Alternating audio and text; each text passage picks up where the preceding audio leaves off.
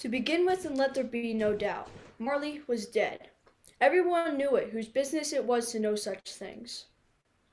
The clergyman, the clerk, the undertaker, and the chief mourner himself, Mr. Ebenezer Scrooge. Yes, Marley was dead, dead as a doornail. This must be understood, or nothing wonderful can come from the story we are about to tell you. No more coal is needed. Work, Cratchit. That's the only thing that will keep you warm. Yes, sir, as best as I can, sir. I'm most happy to hear of it. You seem to need to be continuously reminded, Cratchit, that your sole concern here is my success. If you are to be employed here in the future, then you have to find it within yourself to be more industrious in that pursuit. Am I understood? Yes, sir. We have more than enough business to conduct to keep us busy, and I dare say warm. A Merry Christmas, Uncle. Bah. Humbug! Christmas? A humbug, Uncle. Surely you don't mean that. I do. Uncle. Uncle, Merry Christmas! What right have you to celebrate? What right have you to be merry? You're poor enough. Come then, what right have you to be dismal? You're rich enough. Bah, humbug. Don't be cross, Uncle. What else can I be when I live in a world of fools, Merry Christmas? Out upon Merry Christmas! What's Christmas more than a time for paying bills without money? A time for finding yourself not a year older and not an hour richer. If I could work my will, every fool who goes around with Merry Christmas on his lips will be boiled with his own pudding and buried with a stake of holly through his heart. Uncle. Nephew, keep Christmas in your own way and let me keep it in mine. But you don't keep it. Let me leave it alone then. Much good it'll do you. Much good it's ever done you. There are many things that which I have derived good, by which I have not profited. You don't say. I dare say Christmas among the rest, but I am sure I have always thought of Christmas time when it has come round as a good time, a kind, forgiving, charitable, pleasant time, the only time I know of in the long calendar of the year where men and women seem of one consent to open their shut-up hearts freely, and to think as people, not as combatants bound on their journeys, but as fellow passengers to the grave.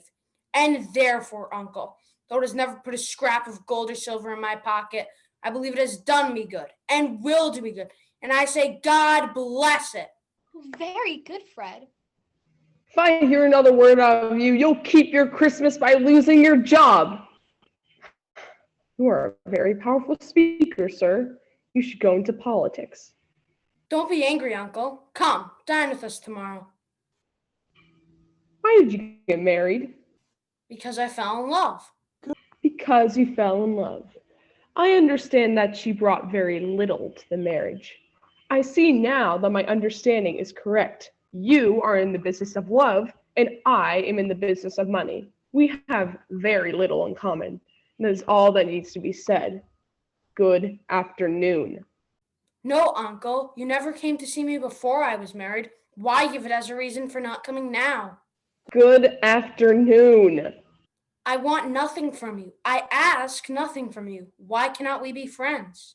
Good afternoon. I am so sorry to find you so resolute. We have never had a quarrel to which I've been a party, but I'll keep Christmas humor to the last. So Merry Christmas, Uncle. Good afternoon. And Bob, Merry Christmas to you and your family. And to you too, Fred, and to you, good wife. There's another fellow. My clerk with 15 shillings a week and a wife and kids, and he goes on talking about Merry Christmas. I'll retire to Bedlam. Scrooge and Marley's, I believe. Which, sir, have I the pleasure of addressing? Marley's been dead these 7 years. 7 years this very night. Oh, I'm sorry. Marley too, no doubt.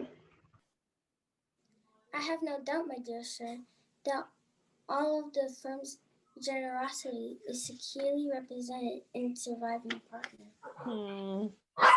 This festive season of the year, Mr. Scrooge, is more than usually desirable, though we make some slight provisions to the poor and destitute who suffer greatly at times. Many thousands are in want of common necessaries. Hundreds are in want of common comforts, sir. Are there no shelters? What? Are there no shelters, I said.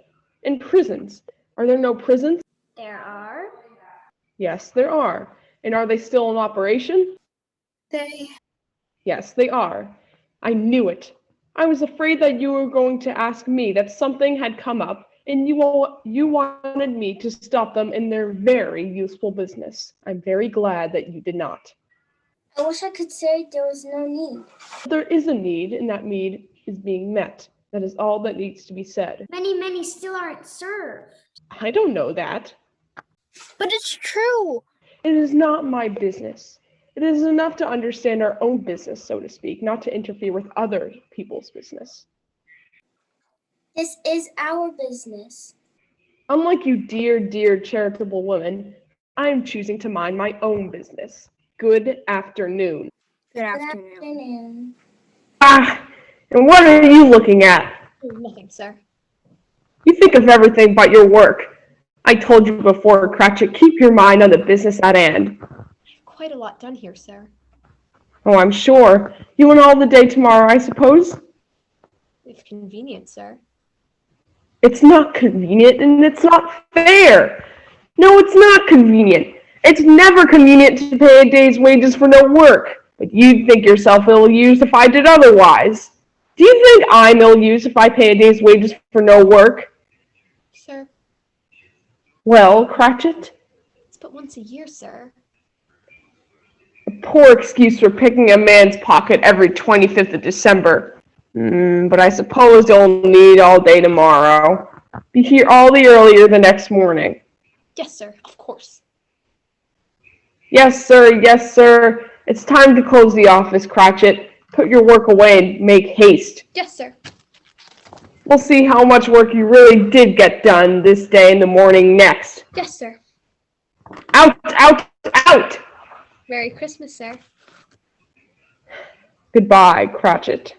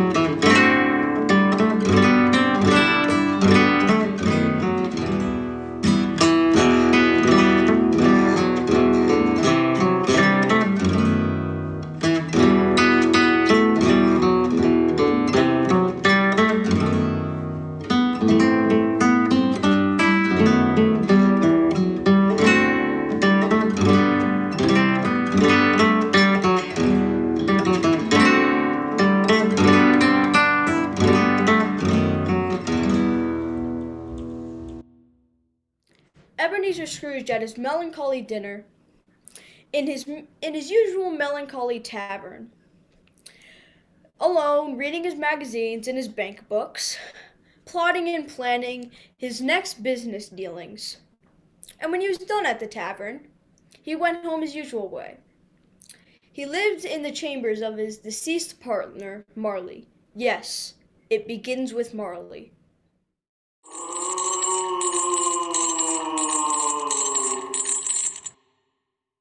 It's a humbug still. I won't believe it. How now? What do you want from me? Much. Who are you? Ask me who I was. Who were you then? In life, I was your partner. Marley! Yes, but you don't believe in me, do you, Ebenezer? I don't. What evidence would you have of my reality beyond that of your senses? I don't know. Why do you doubt your senses? Because little thing affects them. A slight disorder of the stomach makes them cheat. You may be an undigested bit of beef, a blot of mustard, a crumb of cheese, an underdone fragment of a potato. There's more gravy than grave about you, whatever you are. Mercy! Do you believe in me or not? I do, I must. But why have you come to me? It is required of me that my spirit walk and travel far and wide. My spirit is doomed to wander through the world and witness what I cannot share, but what I might have shared on earth and life and turn to happiness. Tell me why you are chained. I wear the chain I forgained in life. I made it link by link and yard by yard. I girded it of my own free will, and of my own free will I wore it. Is its pattern strange to you? Or would you know the weight and length of the strong coil you wear yourself? It was full as it has been since. It is a ponderous chain. Marley, please, speak comfort to me. I have none to give. Comfort comes from the other region, Ebenezer. But you were always so good at business. Business. The world was my business. The common welfare was my business. Charity, mercy, forbearance, and benevolence were all my business. And at this time of the year, I suffer most. Why did I walk through the crowds of fellow beings with my eyes turned down and never raised them to those who needed me? I only knew of my own ambitions. Those ambitions blinded me. For this I will suffer. But Hear me! My time is nearly gone. don't be hard upon me, Marley. How is that I appear before you in a shape that you can see? I may not tell. I have sat invisible beside you many a day. With me and never making a sign? I could not. I am here to warn you that you have a chance of hope escaping my fate, Ebenezer. You are my good partner, even now. No, now I am your friend. Listen! You will be haunted by 3 spirits. You will be haunted by 3 spirits. Without their visits, you cannot hope to shun the path I tread, except the first when the bell tolls. Once, the second bell when the trolls once again, and then the third when the bell trolls 12. No, Marley, please stay with me. Goodbye, Ebenezer. Either from the great emotion of seeing Marley's ghost, or from the fatigue of a long, busy business day, or from the late hour in the evening, Scrooge fell asleep. And there he is, sleeping but not soundly. He'll awake soon. He'll ask himself, was it a dream or was it not? He'll be hoping more than believing his question. But he won't have much time to puzzle over it. Something I ate. Was it a dream or not? Hello? Who's there? Who's there? Are you the spirit whose coming was foretold to me? I am. Who and what are you? I am the ghost of Christmas past. Long past? No, your past. What business brings you here? Your welfare, your affairs. Thank you, but I'd rather not. Your reclamation then. Take heed, rise, and walk with me. It's cold, I must dress. You will not feel cold, but be warmed in more than this. But I am mortal. You will not feel cold.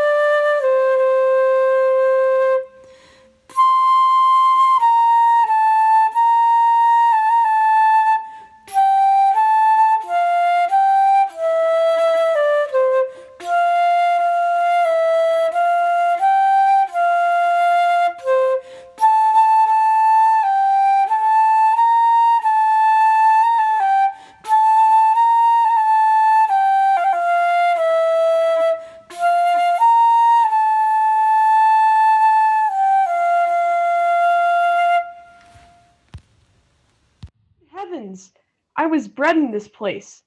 I was a boy here. Do you recollect the way? Remember it? I could walk it blindfolded. Feel the air here, crisp and clean. Lead the way. How can this be? These are but the shadows of things that once were. Look there. The school. How small and cold and poor it seems now. May I go inside? Yes, but it is not quite deserted. There is a solitary child neglected by his friends left there still. I know how I love to read. Your favorites? Robinson Crusoe and the parrot with the yellow tail. And Ali Baba. Yes, Ali Baba. Real to the touch. You were a lonely child? Yes, but I had my books. Poor boy, I wish. But it's too late now. What is it? Nothing. Yes, the girl, singing the Christmas carols. You could have given her a coin and a moment of your life. Very well. Let's move to another Christmas. Dear brother, I've come to bring you home. Home, Fan? Yes, home for good and all. Home forever and ever. Father is so much kinder than he used to be. He speaks to me so gently that I do not have to be afraid to ask him if you might come home. And he has finally said, yes, you should, and sent me in a coach to bring you. And you will never come back here. And we're going to be together all Christmas and have the merriest Christmas ever. Bring down Ebenezer Scrooge's things and load them onto the coach. Ebenezer, I see your younger sister has given you the news. You are to leave here. Your father has requested of me to arrange for your future livelihood. I have done so. You shall endeavor to learn the world of commerce under a man of considerable industry. He is a good man, and you will do well to emulate him. We're to go home. Home. Your sister, so delicate, and what a heart she had. So she had. She died a young woman, and as I think, children? Yes, one child. Yes, true, your nephew. Yes, Fred. Are you happy with the life you have chosen? Conduct me home. No, there's more. No more. Do you know this place? Know it?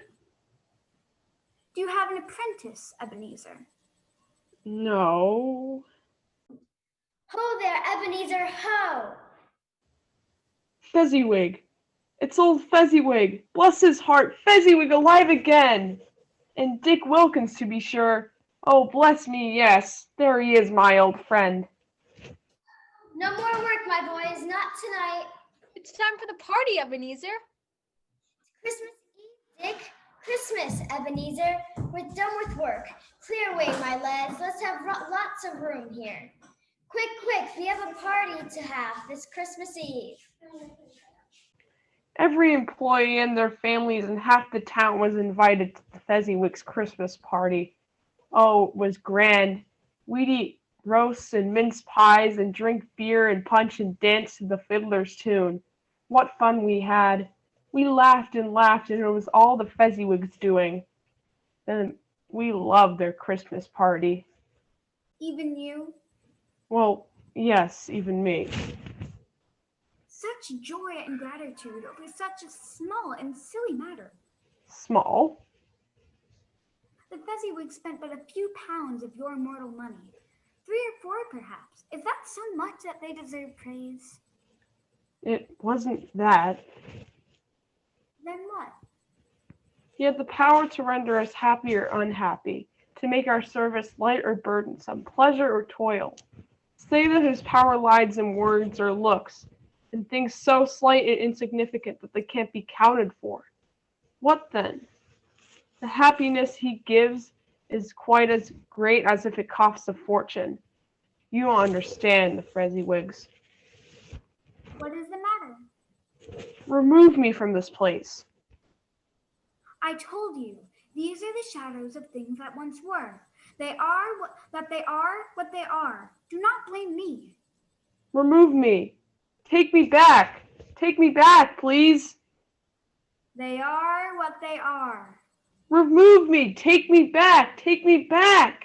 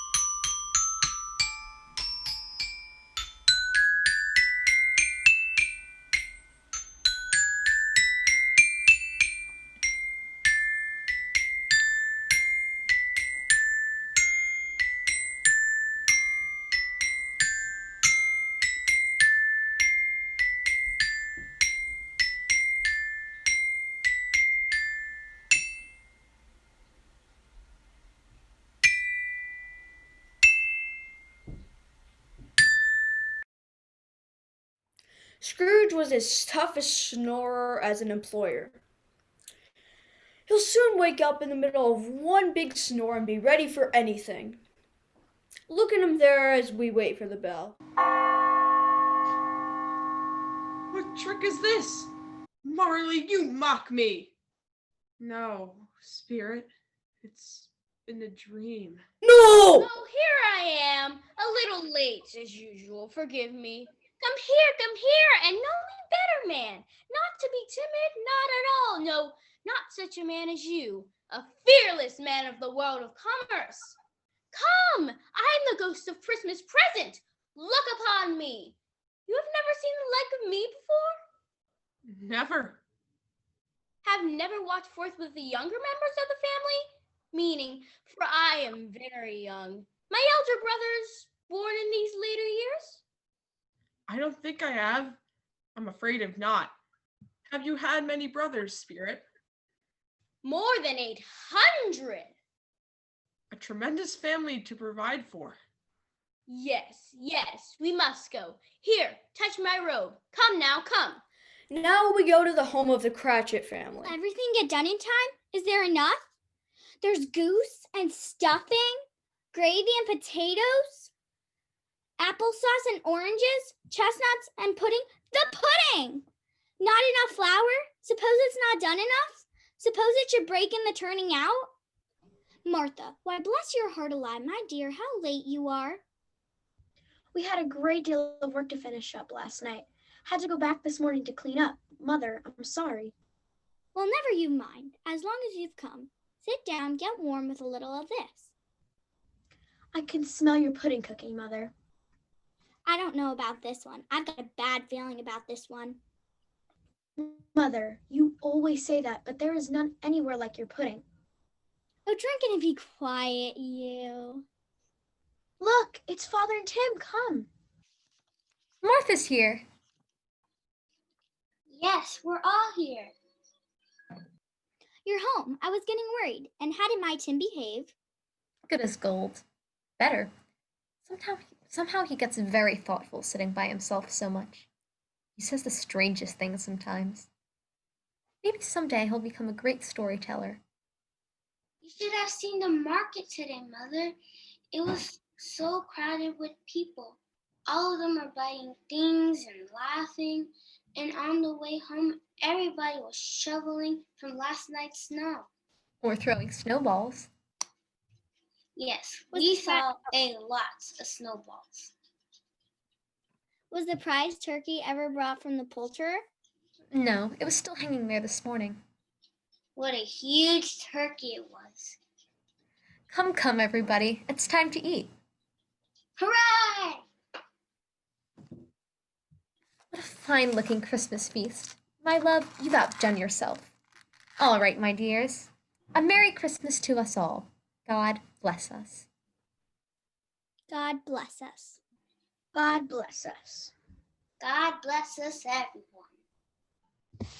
Spirit, Yes. it's the boy, Tiny Tim. Will he live? I see a vacancy at the table and a crutch carefully preserved, but without an owner. If these shadows remain unaltered by the future, no one will find him there Christmas next. It can't be. Are you powerless to save the boy? You don't have time to care about such things. You're a busy man. No, listen. You listen, sir. Your world is of commerce, of money, of ambition. This is not your world, and that boy is not of your concern. You have greater things on your mind. Attention, everyone. Mr. Scrooge. I give you Mr. Scrooge, the founder of our feast. See? Your industrious life has made it possible for Bob Cratchit to raise a family. You should be toasted. The founder of the feast indeed. Long life to him. A Merry Christmas and a Happy New Year. He'll be very merry and very happy, no doubt. I wish I had him here. I'd give him a piece of my mind to feast upon, and I hope he'd have a good appetite for it. He's so mean to you, Father. What we have we owe to him. You earn it all, Bob, and much, much more of which you'll never see. Mr. Spend. My dears, come now, humor me. Raise your glasses. That's my fine boy, Tim. My love, to Mr. Scrooge. To Mr. Scrooge. To Scrooge. To Mr. Ebenezer Scrooge, the founder of the feast. That's it then. Words are scarce, Ebenezer Scrooge. They have much to be thankful from you. Yes, yes. Come, we must leave this feast for yet another. Yes, of course. We wish you a Merry Christmas. We wish you a Merry Christmas. We wish you a Merry Christmas and a Happy New Year. Good tidings to you wherever you are. Good tidings for Christmas and a Happy New Year. Oh, bring us some figgy pudding. Oh, bring us some figgy pudding. Oh, bring us some figgy pudding and a cup of good cheer. Good tidings to you wherever you are. Good tidings for Christmas and a Happy New Year. He said that Christmas was a humbug. As I live, he believed it too. More shame to him, and I'm earnest. Oh, but he's a comic old fellow, and that's the truth. Not so pleasant as he might be. However, his offenses carry their own punishments, and I have nothing to say against him. His wealth is of no use to him. He has not good to do with it. He doesn't even make himself comfortable with it. I've little patience with him. Oh, I have. I am sorry for him. I couldn't be angry at him if I tried. Who suffers by his ill whims? Himself, always. Imagine him feeling sorry for you, Ebenezer, with all your wealth, that foolish boy. He has no one. Here he takes it into his head to dislike us, and he won't come and dine with us. What's the consequence? He loses a few pleasant moments and a very good dinner. A great dinner. The greatest dinner. I've heard enough, I think. But they're about to play a game. Gather around, everyone. Time for a game of yes and no, and Fred's got a word. A game of yes and no. Oh, it was a good idea to keep me here, Spirit. I do love games, and this is one of my favorites. Yes, I have a word. Can anyone think of it? Is it an animal? Yes. A live one? Yes. Circus animal. No. Sled on a leash. No. Growl? Yes. A dog? No. Is it a savage animal? Yes and no. No fair. All right, yes. A lion? No. But a disagreeable animal? Yes. A pig? No. A cow? No. A donkey? No. Is it in London?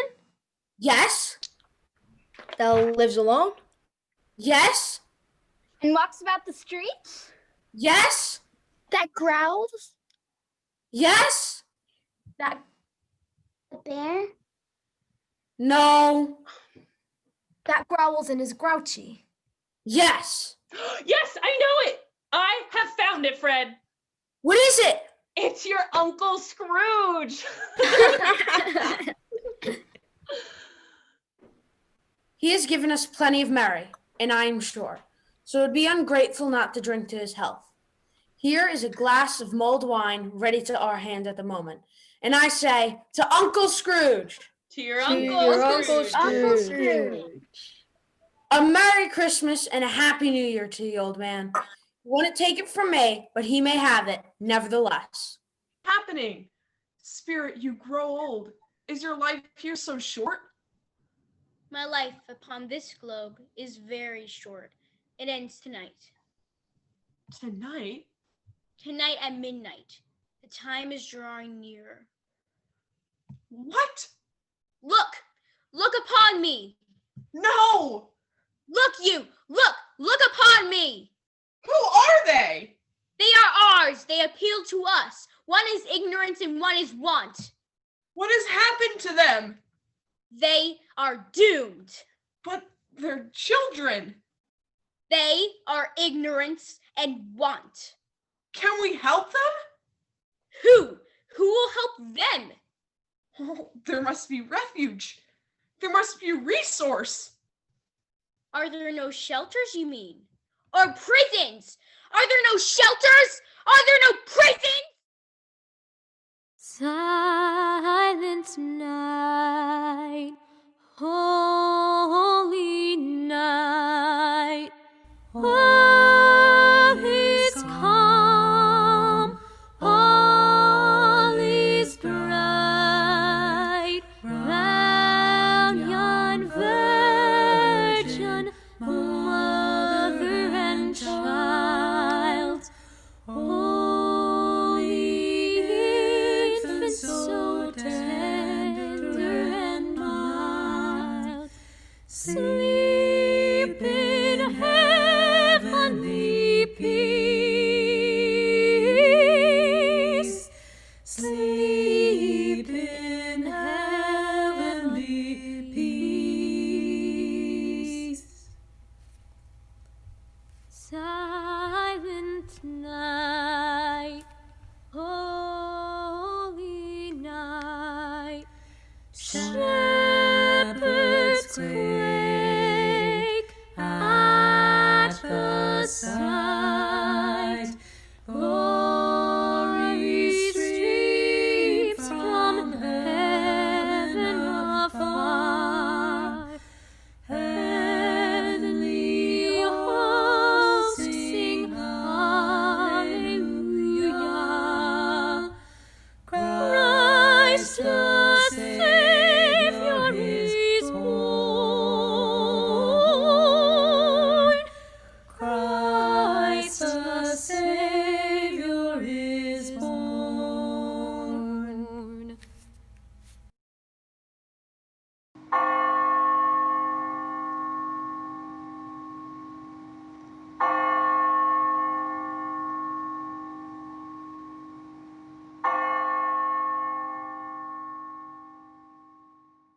I am in the presence of the ghosts of Christmas yet to come.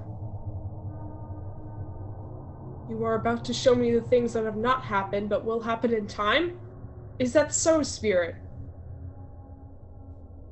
Oh, ghost of the future, I fear you more than any other specter I've ever seen. Will you speak to me? No, I don't know much about him either way. I only know he's dead. When did he die? I believe. I know these people. I've done a great deal of business with them. Why? What's the matter with him? I thought he'd never die. God knows. What has he done with his money? I haven't heard. Left it to his company, perhaps. He hasn't left it to me. That's all I know. It's likely to be a very cheap funeral upon my life. I don't know of anybody to go to it. I don't mind going if lunch is provided, but I must be fed if I'm to go to this one. He has no decency. Well, I suppose we could go. I could wear my new black gloves. Could you shed a tear? For lunch? Why, for lunch I'd let you pinch me and draw forth the smallest of tears. With pleasure, my dear, with pleasure. Well, let's do it, then. Seems to me we and the beloved deceased were the best of friends. We're in business, people. To shame! Who goes in my house? Well, that's enough. Who's the worst for the loss of a few things like these? Not a gentleman, I suppose. Every person has the right to take care of themselves, besides. Indeed, he did, to be sure. That wicked old squirrel. Why wasn't he natural in his lifetime? Tell me that. If he had been, then he would have someone to watch after him after he was struck dead, gasping out his last breath of air, alone, by himself. It's the truest word that was ever spoken. And it seems to me he must have been lying here for a long time. He's got a bit of a smell to him. Oh, he does at that, and that's a judgment on him. Yes, he stinks, doesn't he? Quiet, you. What have you got in there? A steel or two, a pencil case, a pair of buttons, and a boot. One boot? It won't bring half a crown. And you? Towels, sweater, and a candlestick. Better. And you? Yeah, what have you got? Bed curtains. Bed curtains? You mean to tell me you took them off, rings and all? Yes, I do. Why not? And I took his blankets, too. His blankets, too? You're a wicked one, you are. You suppose they might still have a touch of death on them? A touch of death? I'll give a touch of death if you don't shut your mouth. Besides, he isn't going to catch a cold when he's dead. Spirit, is there no tenderness with the death of a human being? Before I draw nearer to which you have me see, answer me one question. Are these the shadows of the things that might be, or are these the shadows of the things that will be? Our courses will foreshadow different ends, but if the courses be departed from, they will change. Say it is thus what you show.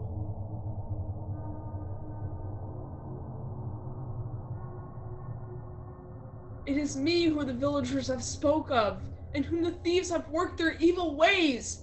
No, spirit, no! Hear me! I am not the man who I was. I will not be the man who I was but for this. Why show me this if I am past all hope?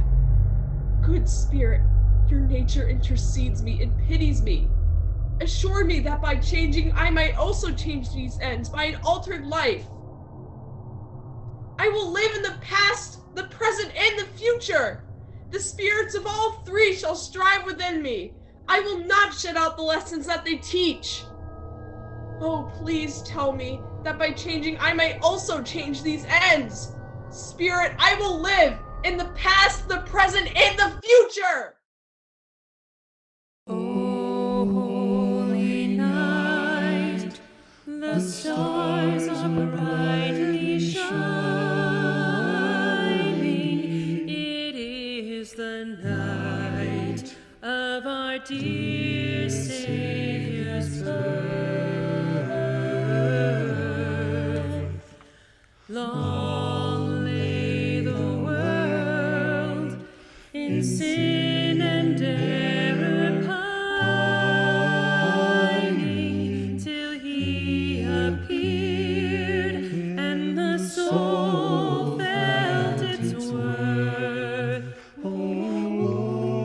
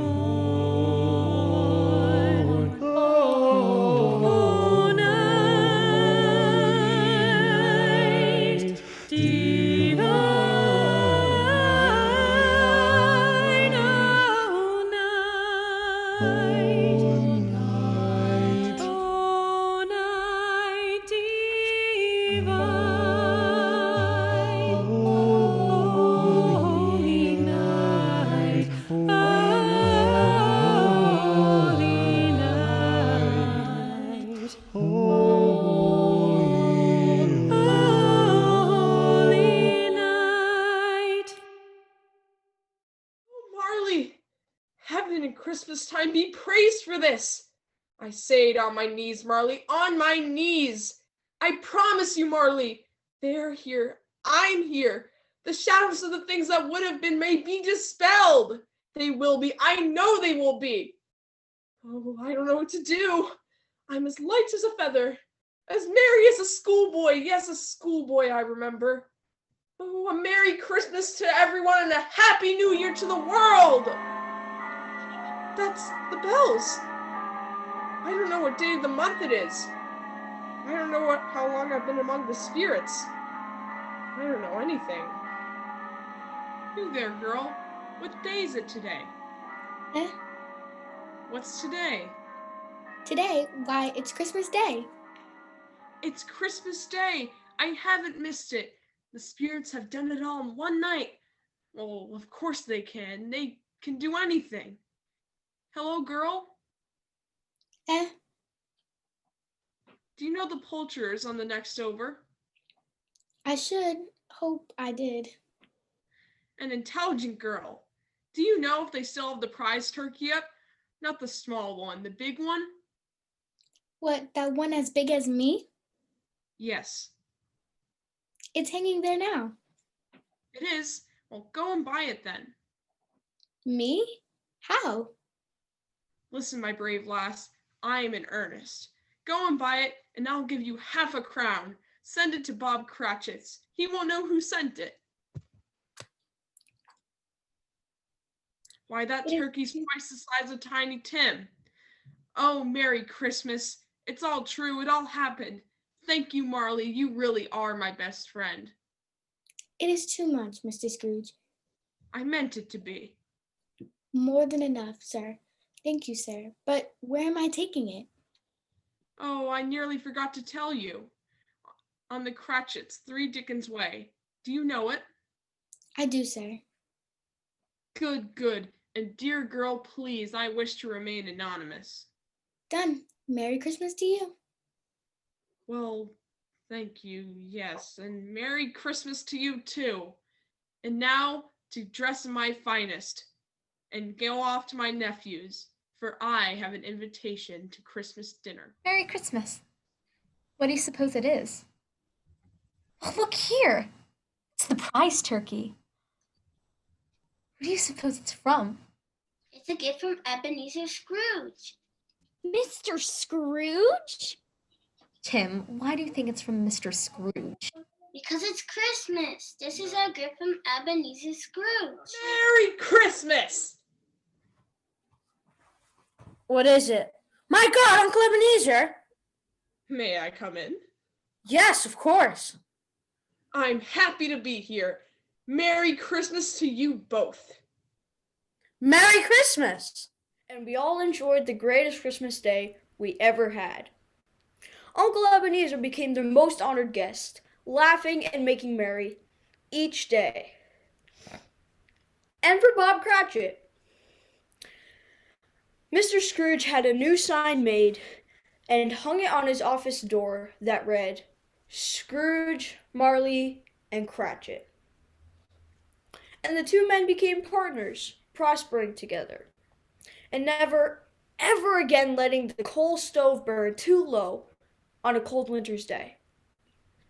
And for Tiny Tim, Ebenezer became a second father who, by changing his life's course, altered the future, thus ensuring that Tiny Tim lived a long, happy life.